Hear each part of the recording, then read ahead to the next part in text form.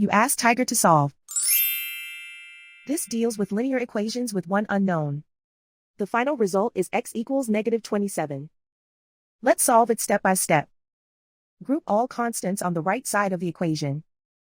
Add 2 to both sides.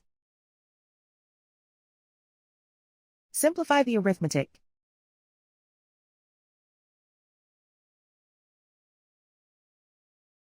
Isolate the x. Multiply both sides by 9. Group like terms. Multiply the coefficients. Simplify the fraction.